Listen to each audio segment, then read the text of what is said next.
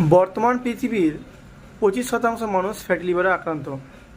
শুধুমাত্র আমেরিকাতেই প্রায় 10 কোটি মানুষ ফ্যাটি লিভারে আক্রান্ত। ফ্যাটি লিভার মূলত দুই ধরনের হয়ে থাকে, এক নন অ্যালকোহলিক আর দুই অ্যালকোহলিক। নন অ্যালকোহলিক কথার অর্থ হলো যে যারা মদ্যপান করে না, আর অ্যালকোহলিক কথার অর্থ যারা মদ্য পায়ই। ফ্যাটি লিভারে ফ্যাট বিল্ড আপ হওয়ার মূলত কারণ দুইটি, এক জেনেটিক আর দুই হচ্ছে অস্বাস্থ্যকর খাবার।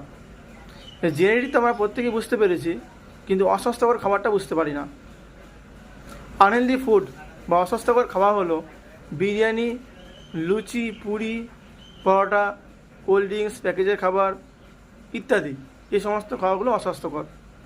এই সমস্ত খাবারগুলো বেশি পরিমাণে খাওয়ার ফলে আজকে বর্তমান সময়ে ইনসুলিন রেজিস্ট্যান্স হচ্ছে, টাইপ 2 ডায়াবেটিস হচ্ছে, হার্টের সমস্যা দেখা যাচ্ছে, কিডনির সমস্যা দেখা যাচ্ছে, আর লিভারে তো সমস্যা হচ্ছেই।